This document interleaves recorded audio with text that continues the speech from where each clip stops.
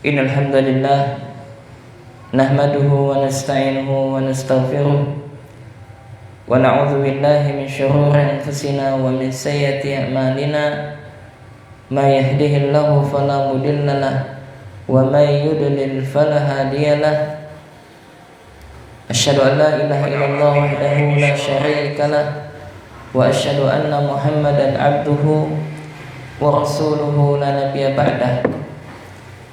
Allahumma salli wa sallim wa barik ala nabiyina Muhammadin wa ala alihi wa ashabihi wa man tabi'ahum bi ihsanin ila yaumiddin.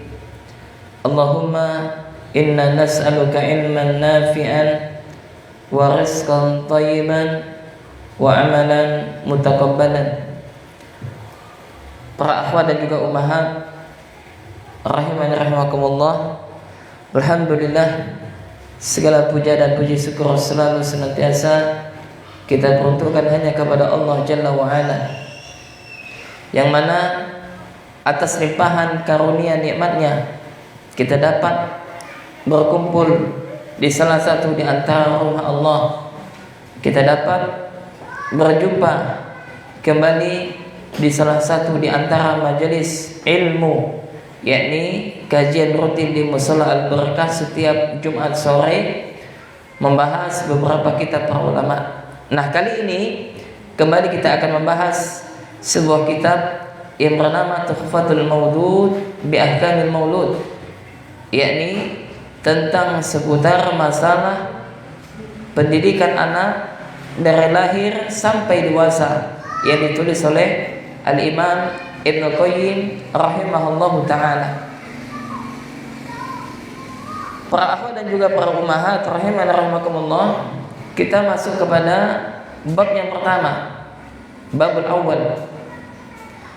Pada pertemuan sebelumnya kita yakni membahas tentang siapa penulis kitab ini. Ini Al-Imam Ibnu Qayyim rahimahullah. Kemudian kita telah menjelaskan bagaimana secara umum kitab ini membahas tentang seputar apa, ya, dan telah kita jelaskan pula. Maka pada pertemuan yang kedua ini kita akan membahas tentang bab anjuran untuk meminta keturunan yang soleh dan solehah. Para akhwat dan juga ummahat rahimani rahimakumullah, Al-Imam Ibnu Qayyim rahimahullah, sebelum beliau menjelaskan tentang permasalahan seputar anak, maka satu hal yang pertama kali beliau ingatkan kepada kita, dan beliau memulai kitabnya yakni dengan bab yang pertama berkaitan dengan doa seorang ayah atau doa seorang bunda kepada anaknya. Yani Al-Imam Ibnu Qayyim rahimahullah yang mengajarkan kepada kita bahwasanya beliau menyebutkan qala musannif rahimahullah al-babul ula atau al-babul awwal fi istihbabi talabil walid, yakni bab yang pertama, yakni anjuran memohon kepada Allah Subhanahu wa taala dikurniai dengan keturunan. Ini menunjukkan kepada kita bahwasanya yang pertama yang memberikan kita anak, ya, seorang wanita yang dia bisa mengandung, maka jelas itu adalah atas karunia Allah Subhanahu wa taala.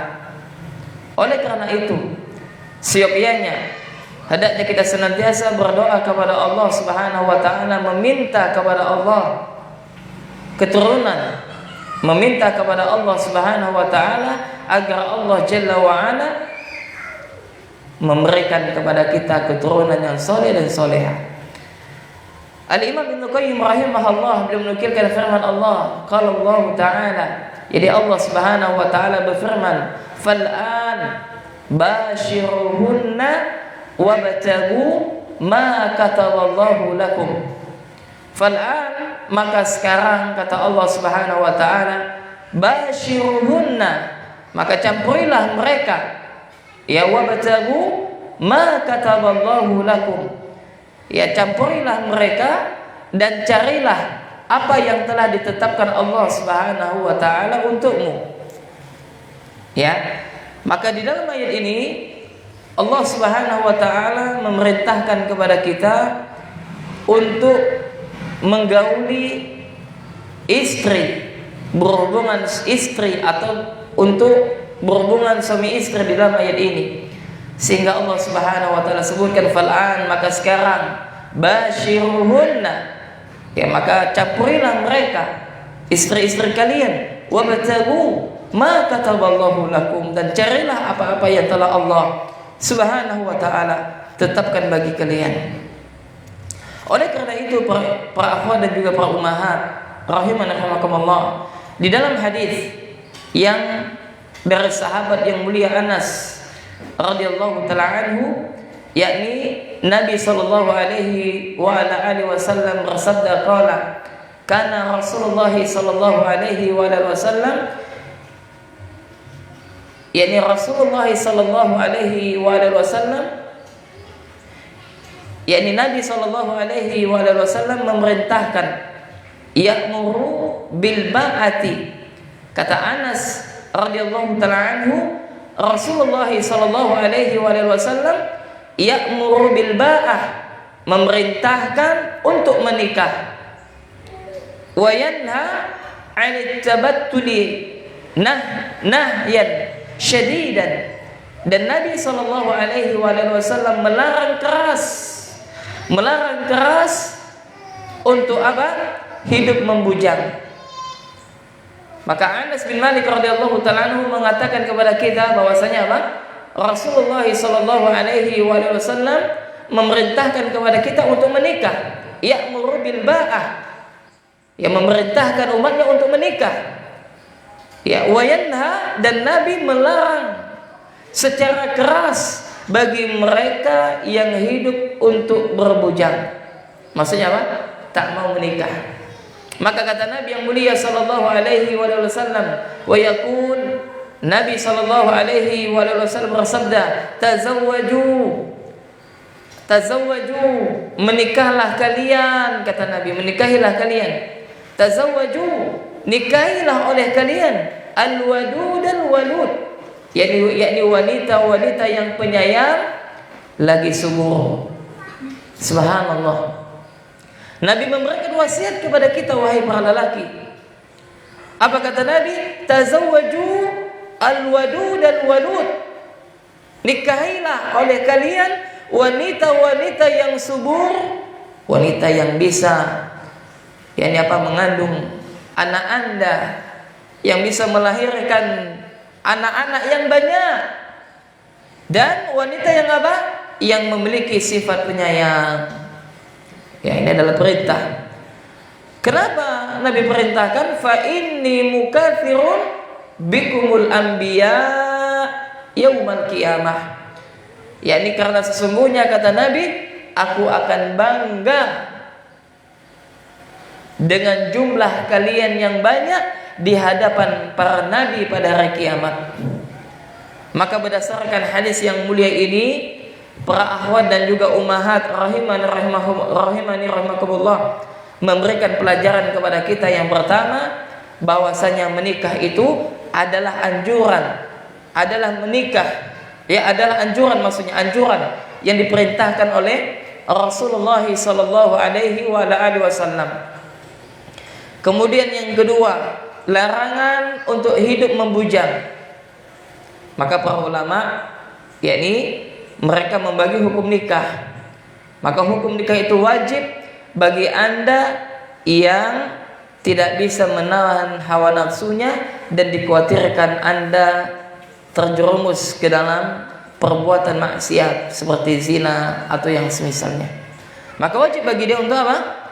Untuk menikah. Ya. Kemudian para akhwat dan juga ummahat rahimani rahimakumullah, pelajaran atau faedah yang kedua daripada hadis yang mulia ini, adalah yakni perintah oleh Rasulullah sallallahu alaihi wasallam untuk menikahi para wanita yang bisa mengandung, yang subur, yang bisa melahirkan banyak anak. Ya. Maka cari wanita yang seperti ini sehingga apa? Dia bisa melahirkan dengan banyak anak. Dan anjuran untuk menikahi wanita yang memiliki sifat penyayang. Pertanyaannya, apakah ada wanita yang tidak bisa melahirkan dan tidak penyayang? Jawabannya adalah ada. Ya, jawabannya adalah ada. Kemudian di dalam hadis yang mulia ini menyampaikan kepada kita bahwasanya apa? Inti daripada pernikahan itu adalah agar ada keturunan. Oleh karena itu Al-Imam Ibnu Qayyim menyebutkan bab yang pertama, yakni apa? Hendaknya seseorang itu senantiasa memohon kepada Allah diberikan anak keturunan yang soleh dan solehah. Makanya para akhwat dan juga ummahat rahiman rahimakumullah, dapat kita simpulkan bahwasanya di dalam rumah tangga maka itu akan menjadi sempurna kebahagiaan di dalamnya apabila Allah Subhanahu wa taala berikan kepada kita anak-anak yang lucu. Maka kalau seandainya Anda yang mungkin saat ini belum Allah berikan anak, karunia anak, maka bersabarlah dan teruslah senantiasa berdoa kepada Allah Jalla wa Ala. Bukankah ya di antara para nabi, semisal Nabi Ibrahim alaihissalam, Allah memberikan dia anak pada usianya yang sudah mulai tua. Ya, dan juga nabi yang lain. Ya, intinya adalah jangan sampai berputus asa dari rahmat dan karunia Allah Subhanahu wa taala. Kemudian inti daripada pernikahan itu agar kita apa? Memiliki keturunan. Kenapa? Karena ada orang yang dia menikah tapi apa? Belum siap punya anak. Lah bagaimana mungkin Anda kalau misalkan Anda belum siap punya anak, belum siap disebut menjadi seorang ayah, belum siap disebut untuk menjadi seorang umi, kenapa Anda menikah? Ya. Karena tujuan daripada menikah itu agar diberikan apa? Keturunan yang soleh dan soleha. Ini sebagaimana Nabi yang mulia sallallahu alaihi wasallam memerintahkan kepada kita, tazawwaju al-waduda walud. Yang nikahilah oleh kalian wanita-wanita yang bisa melahirkan anak yang banyak dan wanita yang memiliki sifat penyayang.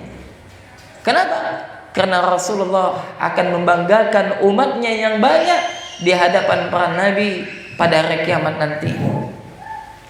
Kemudian dalil yang kedua, yakni dari Malik bin Yasar radhiyallahu ta'ala anhu, dia mengatakan, jaa rajulun ila Nabi sallallahu alaihi wa ala alihi wasallam.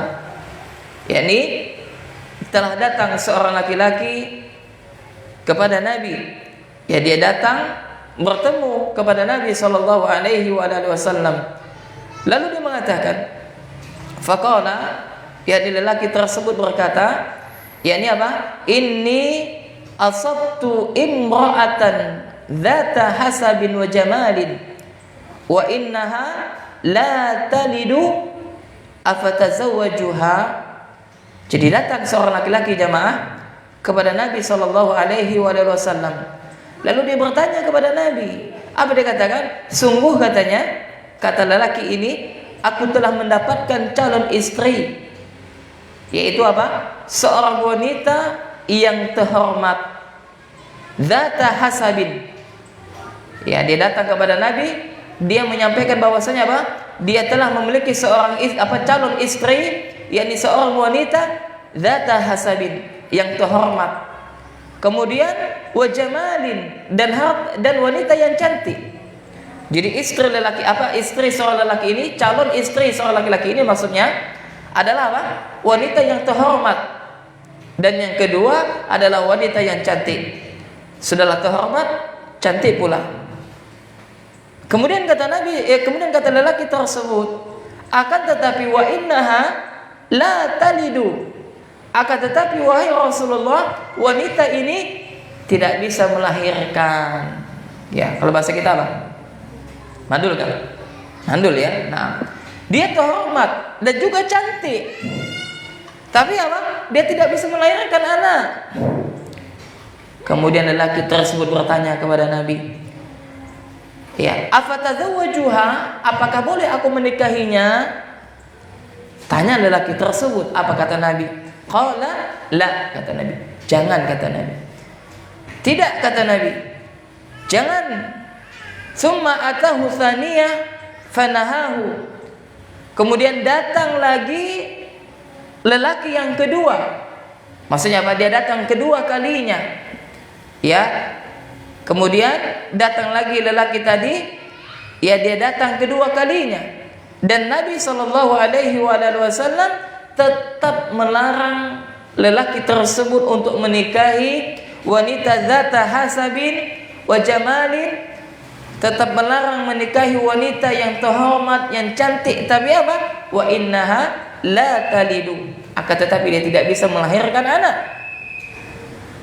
Atahu salisah, dan dia datang lagi ketiga kalinya. Subhanallah, orang ini datang 3 kali kepada Nabi Shallallahu Alaihi Wasallam untuk meminta jawaban. Padahal telah Nabi jawab apa? La, kata Nabi, jangan. Maka ketika itu, ketiga kalinya, maka Nabi Shallallahu Alaihi Wasallam pun bersabda kepada lelaki tersebut. Apa kata Nabi? Tazawwajul waduda al-walud. Ya, fa inni mukatsirun bikum. Apa kata Nabi? Nikahilah oleh engkau, yakni wanita yang penyayang dan wanita yang subur, wanita yang banyak melahirkan anak. Kenapa? Fa inni mukatsirun bikum, karena sesungguhnya aku akan membanggakan jumlah kalian yang banyak. Kemudian para akhwat dan juga ummahat, di dalam hadis yang lain disebutkan dari Abdullah bin Amr, yakni bahwasanya Rasulullah sallallahu alaihi wasallam bersabda, "Inkahu ummahatil aulad." Nikahilah para ummul walad. Maksudnya apa? Wanita-wanita sahaya yang berstatus sebagai ibu bagi anak-anak tuannya. Fa inni ubahi bikum yaumal qiyamah. Karena sesungguhnya aku akan membanggakan jumlah kalian pada hari kiamat. Subhanallah. Kemudian dalam hadis yang lain juga disebutkan. Nah, di sini disebutkan oleh Imam An-Nawawi, Imam Ibnu Qayyim rahimahullah tentang anjuran untuk menikah. Hadis yang diriwayatkan daripada Aisyah radhiyallahu taala anha, dari ayahnya, dia mengatakan bahwasanya Rasulullah sallallahu alaihi wasallam bersabda, "An-nikahu min sunnati." Nikah itu termasuk sunnahku, kata Nabi. Wa man lam ya'mal bi sunnati falaysa minni. Maka barang siapa yang tidak mau mengamalkan sunnahku, maka dia bukan golongan daripadaku. Wa tazawwaju, nikahilah oleh kalian, yakni apa? Wanita. Fa inni mukatsirun bikumul umam yaumal qiyamah, karena sesungguhnya aku akan bangga ya dengan jumlah kalian yang banyak pada hari kiamat. Kemudian dalam hadis yang lain disebutkan bahwasanya Rasulullah sallallahu alaihi wasallam bersabda, "Innal 'abda la turfa'u lahu darajah." Sesungguhnya seorang hamba benar-benar derajatnya akan diangkat di surga. Fayaqul, lalu hamba itu mengatakan, "Ai Rabbi, anna li hadza?" Lalu dia mengatakan, "Wahai Rabbku, bagaimana ini bisa terjadi?" Fayaqul, maka Allah Subhanahu wa taala menyebutkan, "Bistighfari waladika laka min ba'dika." Yakni apa? Engkau mencapai kedudukan, yakni apa, derajatmu ditinggikan di surga, itu disebabkan karena apa? Istighfar anakmu untukmu setelah engkau meninggal. Subhanallah. Maka para akhwat dan juga ummahat rahiman rahimakumullah, dalil-dalil yang disebutkan oleh muallif, oleh Imam Ibnu Qayyim dalam kitabnya ini memberikan pelajaran kepada kita bahwasanya menikah itu adalah hal yang sangat dianjurkan. Yang mana nanti insyaallah akan kita bahas pada daurah tentang merajut mimpi untuk kekasih. Ya, tentang permasalahan di dalam rumah tangga dan nasihat bagi mereka yang telah masuk dalam bahtera rumah tangga tersebut. Kemudian yang kedua, dalil-dalil yang disebutkan oleh Al-Imam Ibnu Qayyim rahimahullah adalah menjelaskan kepada kita bahwasanya tujuan daripada menikah itu adalah apa? Memiliki keturunan. Memiliki keturunan. Kenapa? Karena Rasulullah sallallahu alaihi wasallam memerintahkan kepada umatnya untuk apa? Memperbanyak anak. Maka bagi Anda wahai para ummahat yang telah menikah, maka teruslah ya untuk apa? Berdoa kepada Allah Subhanahu wa taala. Kalau telah diberikan anak, minta lagi kepada Allah agar Allah berikan anak. Terus sampai kapan? Sampai kata dokter misalkan tidak bisa hamil lagi. Nah, sampai itu. Ya, berusaha. Ya. Maka ya jangan kita cukupkan apa? Memiliki anak 2. Ya, ini buat program apa? Program apa? KB. Apa itu KB? Keluarga besar. Ya, bukan keluarga berencana, tapi keluarga besar. Ya. Kenapa? Di sebagian tempat ya, itu memang menganjurkan penduduknya untuk apa? Memiliki anak harus banyak-banyak. Ya. Dan sebagian tempat juga adalah memerintahkan kepada rakyatnya untuk segera menikah. Nah, sebagian tempat malah sebaliknya, membatasi. Kenapa? Karena memang mungkin apa? Telah banyak penduduk. Ya, nah Islam mengajarkan kepada kita adalah untuk memperbanyak anak. Maka kadang orang mengatakan apa? Banyak anak, banyak apa, Bu? Nah, rezeki. Yang telah menikah paham? Ya, betul kan? Ya betul, kita harus yakin. Tapi secara hakikat gimana? Secara kasat mata misalkan ada orang ketika dia banyak anak dia merasa terbebani. Ingatlah wahai para bunda, anak Anda itu dilahirkan bersama dengan rezeki yang telah Allah tetapkan. Ketika anak Anda telah habis rezekinya, maka dia akan mati. Sama dengan kita. Kalau rezeki kita telah habis, kita akan mati. Tugas kita adalah bagaimana kita harus yakin dengan seyakin-yakinnya kepada Allah Subhanahu wa taala, dan kita sebagai orang tua harus apa? Semangat untuk menjemput rezeki tersebut. Jangan malah anak dijual. Adakah orang yang menjual anaknya? Ada. Waliyahzubillah, kalau ketahuan dengan apa? Dengan penegak hukum, maka ada undang-undangnya, tak boleh. Dan ada seorang ibu yang tega apa? Memberikan anaknya kepada orang lain. Ini fitrah keibuannya telah rusak. Ya. Kenapa? Karena fitrah seorang wanita adalah ketika dia memiliki anak, maka Allah masukkan rasa cinta di dalam hati seorang ibu kepada anaknya. Ya. Maka Allah masukkan.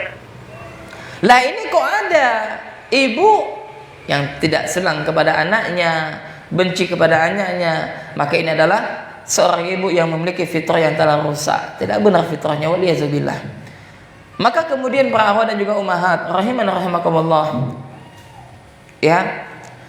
Kemudian dalil-dalil yang telah disebutkan oleh Imam Ibnu Qayyim rahimahullah menjelaskan kepada kita berikutnya, yakni adalah bahwasanya hendaknya setiap daripada kita ini berdoa kepada Allah agar Allah karuniai anak, agar Allah Subhanahu wa taala berikan apa? Anak keturunan. Ya. Kenapa? Karena meminta keturunan itu adalah suatu keharusan, perintah. Ya. Maka kalau seandainya selama ini kita meminta kepada Allah, misalkan kepada Allah belum juga Allah berikan atau belum Allah kasih tambah keturunan, maka hendaknya kita sabar, harus apa? Berprasangka baik kepada Allah Subhanahu wa taala. Naam. Kemudian ya, kesimpulan yang terakhir daripada hadis-hadis yang disebutkan oleh Imam Ibnu Qayyim rahimahullah tentang permasalahan anjuran untuk meminta keturunan, yakni apabila kita hendak memiliki anak, maka caranya dengan menikah.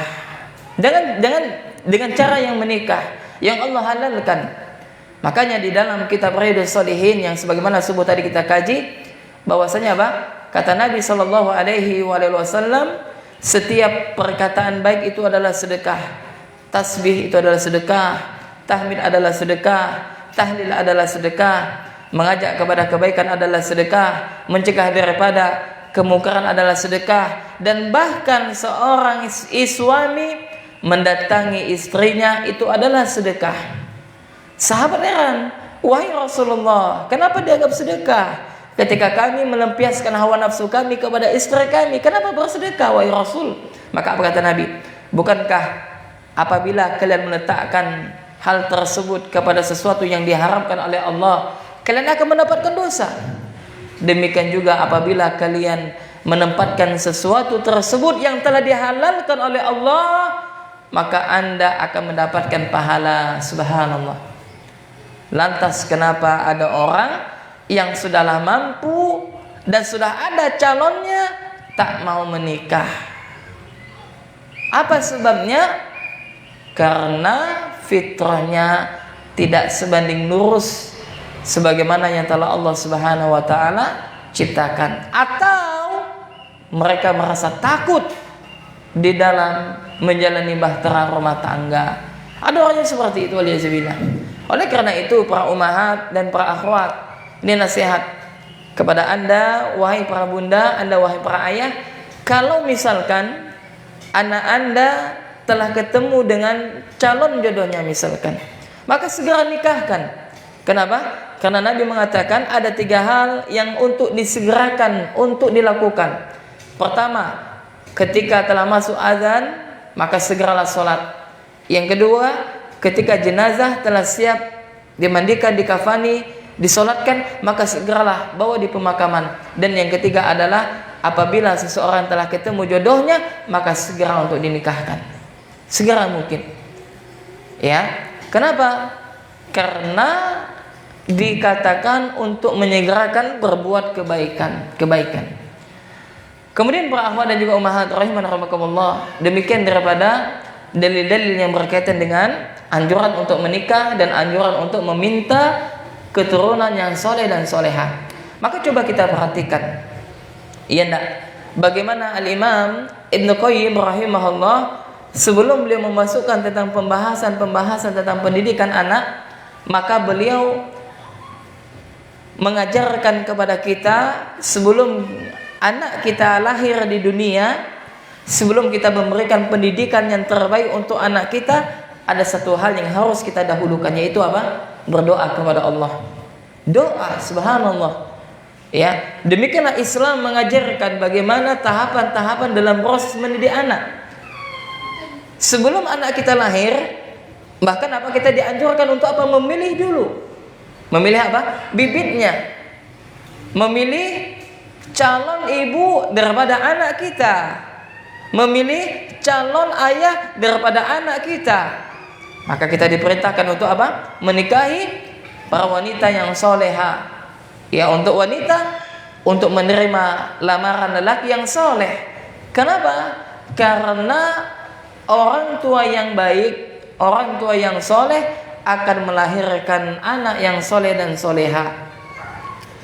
Kemudian para akhwat dan juga ummahat rahimakumullah, ya. Kemudian kita bahas sebagai penutup, yakni bagaimana nasib misalkan anak kita dia meninggal, ya, sedangkan dia belum baligh. Atau misalkan ada anak kita misalkan baru lahir lalu meninggal, apakah kelak dia akan bisa berjumpa dengan ayah dan ibunya pada hari kiamat? Maka jawabannya adalah bisa. Jawabannya adalah bisa. Makanya anak yang diwafatkan oleh Allah Subhanahu wa taala, maka itu adalah tabungan daripada orang tuanya. Ya, tabungan. Makanya Anda wahai para ayah dan para bunda, kalau misalkan, dan ini tentunya tidak kita inginkan, satu saat Allah Jalla wa'ala mengambil anak kita, yang mana anak tersebut masih lucu-lucunya, lalu misalkan Allah wafatkan, maka kita harus ridho terhadap apa yang telah Allah berikan ujian kepada kita. Kenapa? Karena anak kita itu adalah titipan. Anak kita itu adalah titipan. Maka barang siapa yang dia ridho terhadap musibah tersebut, lalu apa? Anak itu akan menjadi simpanannya di akhirat kelak. Siapa tahu anak kita kelak yang telah Allah wafatkan tersebut memberikan syafaat kepada ayah dan ibunya. Ya. Oleh karena itu, hendaknya Anda, wahai para ayah atau para ibu, berbahagia ketika Allah Subhanahu wa taala telah menyimpankan anak tersebut untuk Anda, yang mana mudah-mudahan anak itu kelak akan memberikan syafaat bagi Anda. Banyak sekali dalil-dalil yang disebutkan oleh Al-Imam Ibnu Qayyim pada fasal tentang anak-anak yang diwafatkan sebelum dia baligh. Di antaranya adalah apa-apa yang telah disebutkan oleh Imam Ibnu Qayyim di dalam kitabnya ini. Beliau menukilkan beberapa hadis. Yang pertama, hadis yang diriwayatkan oleh Imam Bukhari dan juga Imam Muslim, bahwasanya Nabi sallallahu alaihi wasallam bersabda, "Ma min muslimin yamutu lahu thalathatun minal waladi." Apa kata Nabi? Tidaklah seorang muslim yang 3 anaknya meninggal sebelum dia baligh. Maksudnya apa? Anaknya ketiganya meninggal sebelum baligh. Maka apa balasannya? Apa pahalanya? Lam yablughul jinta fatamassahu naru ila tahillatal qasam. Maka kata Nabi sallallahu alaihi wasallam akan apa? Akan mendapatkan yakni perlindungan daripada siksa api neraka jahanam tersebut. Maksudnya apa? Orang tuanya akan mendapatkan syafaat daripada anaknya tersebut. Ya, maka hendaknya kita berdoa kepada Allah Subhanahu wa taala, apa yang telah Allah berikan kepada kita, maka itulah yang terbaik. Naam, ya demikian yang dapat kami sampaikan para akhwan dan juga para ummahat rahimanallah pada kajian singkat kita daripada yakni pembahasan tentang masalah kitab yang ditulis oleh Al-Imam Ibnu Qayyim rahimahullahu taala yang menjelaskan tentang masalah Tuhfatul Maulud bi Ahkamil Maulud. Kemudian kesimpulan sebagai penutup, ya, bahwasanya bab yang pertama ini Al-Imam Ibnu Qayyim menganjurkan kepada kita untuk menikah. Maka yang belum menikah, maka segera menikah. Ya, yang sudah menikah, maka bersyukurlah kepada Allah. Kenapa? Karena banyak orang yang mau menikah tapi belum ketemu dengan jodohnya. Atau kalau misalkan sudah ketemu jodohnya tapi mereka belum mendapatkan restu dari orang tuanya. Ya, maka bersyukur kepada kita yang mana Allah Subhanahu wa taala telah memberikan istri kepada kita dan kepada Anda Allah telah memberikan seorang suami, maka bersyukurlah kepada Allah. Kenapa? Karena barang siapa yang bersyukur kepada Allah, maka niscaya Allah akan menambahkan nikmat tersebut. Kemudian yang kedua, yakni harus kita fahami para akhwat dan juga ummahat bahwasanya pernikahan itu salah satu di antara tujuannya adalah agar dapat memberikan keturunan. Maka sebagian ulama mengatakan kalau seandainya ada suami istri yang qadar Allah misalkan belum Allah berikan anak, ya, maka sang suami kalau mau menikah lagi itu ada satu keharusan bagi dia. Dengan catatan dia harus mampu. Ya. Dan bagi Anda wahai para ummahat, para bunda sekalian, ya, maka tentu saja adanya komunikasi kepada suami. Maka istri yang solehah sudah tentu dia akan berusaha memberikan motivasi kepada suaminya.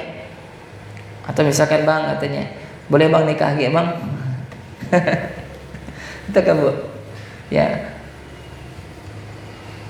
Untuk apa? Agar mendapatkan keturunan misalkan. Ya, atau misalkan dia telah Allah berikan anak, tapi dokter memvonis dia habis ini ibu tak bisa hamil lagi. Kenapa? Rahimnya diangkat. Nah, ini boleh juga ini. Ya. Anjurkan kepada suami untuk memperbanyak anak. mereka lah anak-anak kita tersebut akan memberikan syafaat. Makanya tak boleh, bahkan para ulama mengatakan tak boleh seorang istri atau seorang suami yang membatasi anak. Maksudnya apa? Dia tak mau punya banyak anak. Akhirnya minum pil KB misalkan. Dalam tanda kutip, bukan tujuan untuk memberikan jarak antara anak satu dan anak yang berikutnya. Tapi memang sengaja tak mau lagi punya anak. Ini tak boleh juga. Padahal usianya di dalam ilmu kesehatan itu masih layak untuk mengandung misalkan. Kenapa? Ya demikianlah tujuan daripada menikah, biar kita mendapatkan keturunan yang soleh dan soleha. Ya. Naam, sebagaimana yang telah disebutkan oleh Imam Ibnu Qayyim rahimahullahu taala. Kemudian kesimpulan yang ketiga, yakni tugas setiap sepasang suami istri senantiasa meminta kepada Allah agar Allah berikan keturunan. Sebelum kita mendidik anak-anak kita, maka ada satu hal yang harus kita dahulukan, yakni berdoa kepada Allah agar anak tersebut menjadi anak yang soleh dan soleha, agar pernikahan tersebut Allah berikan keturunan yang soleh dan soleha. Dan kesimpulan yang terakhir, yakni dianjurkan untuk menikahi wanita yang banyak anak, yang bisa melahirkan banyak anak, yang bisa mengandung, dan wanita yang memiliki sifat kasih sayang.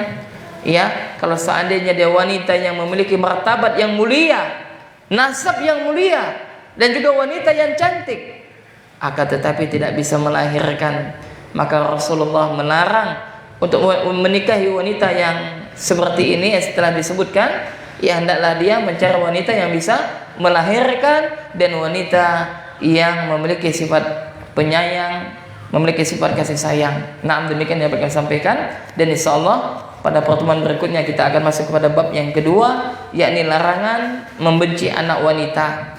Kenapa? Karena ada sebagian orang tak suka punya anak wanita.